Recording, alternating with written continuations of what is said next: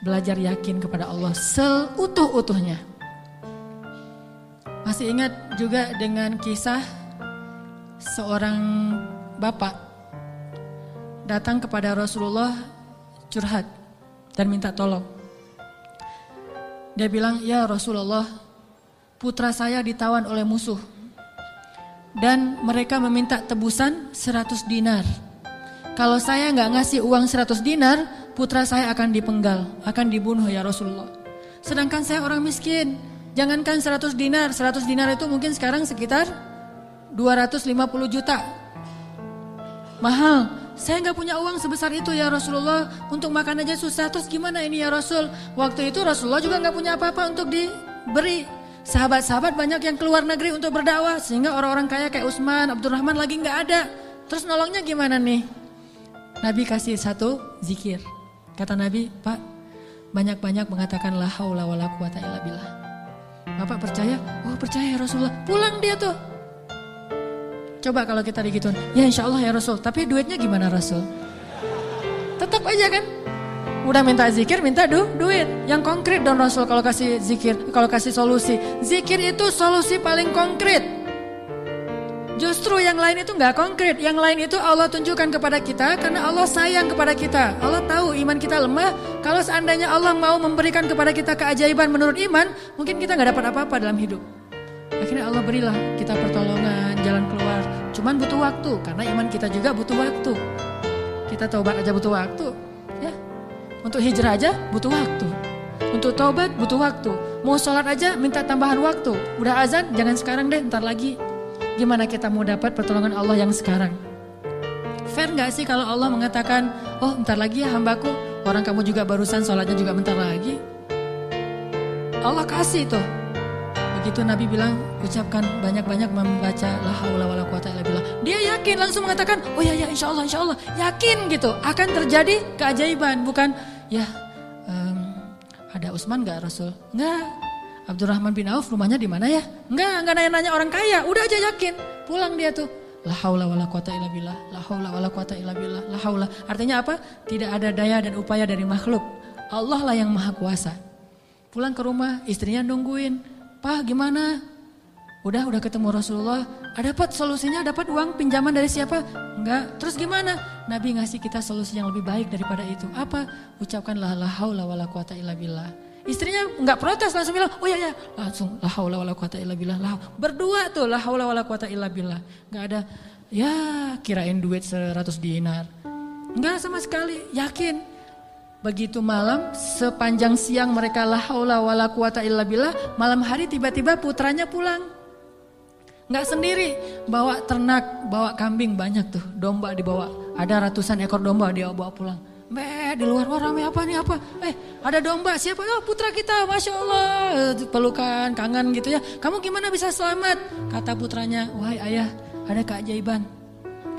Tadi, tiba-tiba, ketika saya sedang diikat dan besok mau dipenggal, pengawal-pengawal saya itu tiba-tiba pada ngantuk, tertidur, dan tiba-tiba ikatan saya menjadi longgar sehingga saya bisa melepaskan diri. Dan bahkan ketika saya mau pergi, saya kepikiran kenapa saya nggak bawa domba-domba aja sebagai ghanimah. Domba 100 ekor, kira-kira berisik nggak sih? 100 ekor domba berisik nggak? Berisik kan? Berisik banget kan? Tapi seberisik itu orang yang ngawal dia tuh nggak bangun loh. Allah udah tutup telinga dan penglihatan mereka. Mereka nggak bangun sama sekali, dibawa. Dan untuk ngumpulin domba 100 ekor, kira-kira butuh berapa jam? Itu bukan kerjaan yang gampang. Ngumpulin 100 ekor, digiring ke satu arah, udah gitu berisik lagi. Ada yang domba yang lari ke sana, ditarik lagi. Namanya domba kan, domba-domba yang tersesat gitu deh.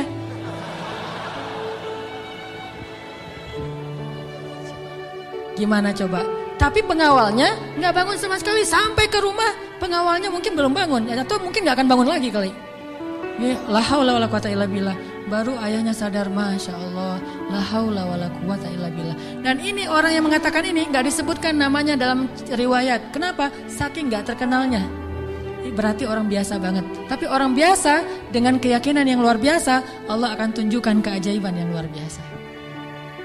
Jadi jangan bilang, itu mah Umar, itu mah Utsman, itu mah Abu Bakar. Ini nggak ada namanya malah. Cuma disebut ja'a rajulun, ada seorang laki-laki datang kepada Rasul, gitu doang. Tapi Allah tunjukkan keajaiban yang luar biasa. Kenapa? Imannya. La haula wala quwata illa billah. Sehingga anaknya datang membawa domba, jadi kaya raya. Sama juga dengan cerita Fatimah bintu Rasulillah. Pasti tahu ceritanya. Karena Fatimah capek di rumah, gak ada pembantu, Ali sering berjihad, akhirnya dia ngurus anak sendiri, anaknya laki-laki lagi, namanya anak laki-laki, bukan bandel, emang dia aktif gitu.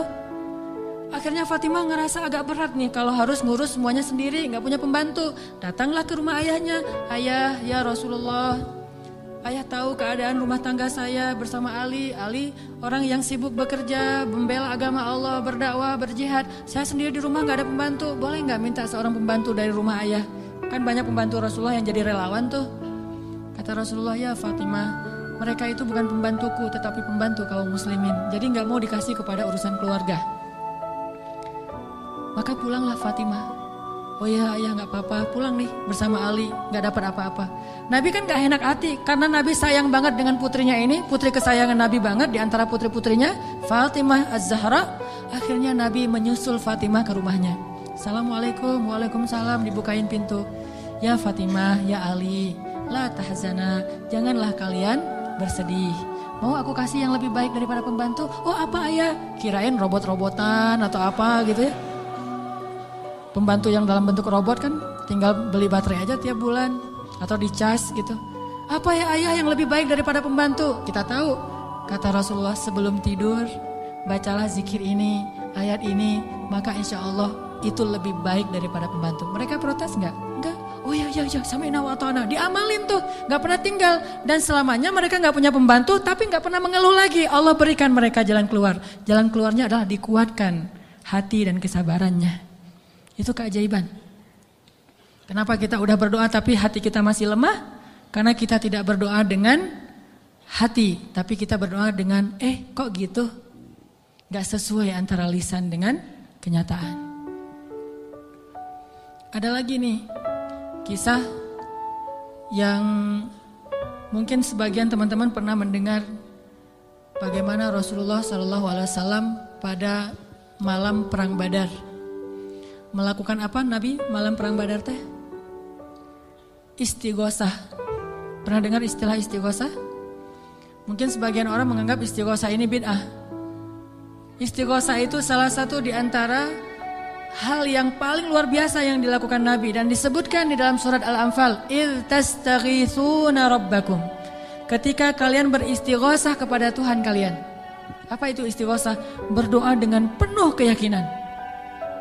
Malam sebelum terjadi perang Badar, semua para sahabat itu tidur. Dan luar biasanya tidurnya juga sampai mimpi lah gitu. Mimpinya apa? Mimpi basah. Ini serius. Jadi semua sahabat pada malam itu digoda oleh setan sehingga mereka mimpi basah. Dan ketika bangun dari tidur mereka harus mandi junub. Tapi tidak ada air. Akhirnya Allah turunkan hujan. Pada mandi di bawah hujan semuanya sambil bertakbir. Pada malam itu cuma 2 orang yang gak tidur, Rasulullah dan Abu Bakar As-Siddiq. Ngapain? Doa kepada Allah. Salah satu yang terekam dalam sejarah di antara doa Nabi pada malam perang Badar apa? Ya Allah, seandainya besok kami semuanya terbunuh, maka saya khawatir tidak ada lagi orang yang menyebut namamu di muka bumi. Tolonglah hamba-hambamu ini ya Allah. Terus berdoa dan mengangkat tangannya tuh gak gini, tapi ngangkat tangannya tuh gini. 2 tangan. Berdoa dengan mengangkat tangan setinggi-tinggi. Rabbi gitu. Terus berdoa kayak gitu sampai syal Nabi jatuh, ditaruh lagi oleh Abu Bakar. Jatuh dan menangis sampai basah janggutnya Rasulullah SAW yang mulia. Kemudian Abu Bakar yang sedih mengatakan, ya Rasulullah hasbuk. Cukup ya Rasulullah, Allah sudah mendengar doamu, cukup. Nabi gak cukup, terus saja berdoa. Apa yang terjadi besok? Allah utus malaikat ribuan untuk menolong Rasulullah dan para sahabat. Dan kita lihat hasil perang Badar. Bukan karena dia Rasulullah, tetapi karena imannya adalah imannya seorang Rasulullah. Kalau kita punya iman minimal dekat atau mirip dengan imannya seorang Nabi, Allah akan tunjukkan mukjizat yang mirip dengan seorang Nabi yang disebut dengan karomah. Itulah keajaiban. Jadi bukan mustahil Kalau kita tidak pernah ngelihat keajaiban, itu pasti karena kita masih belum selaras antara lisan dengan hati kita. Masih ingat kalimat Nabi ditodong dengan pedang, dihunuskan pedang, lagi istirahat di bawah pohon. Nabi lagi istirahat nih.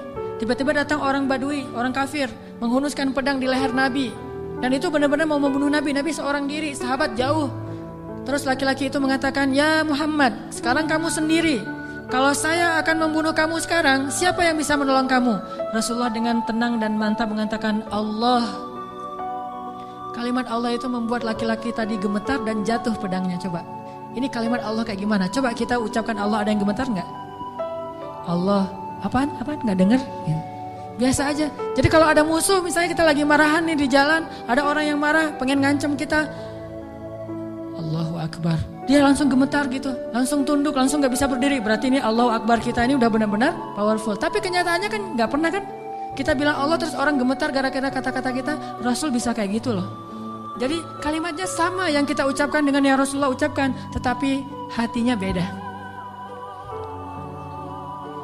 Nabi mengatakan, Allah, gemetar tangannya, jatuh pedangnya, diambil oleh Nabi, dihunuskan ke leher orang itu.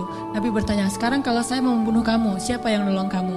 Kata dia, "Engkau wahai Muhammad, cuma engkau yang bisa menolong saya dan menyelamatkan saya." Akhirnya Nabi membiarkan dia pulang, dan dia akhirnya pulang dalam keadaan selamat dan menyebarkan agama.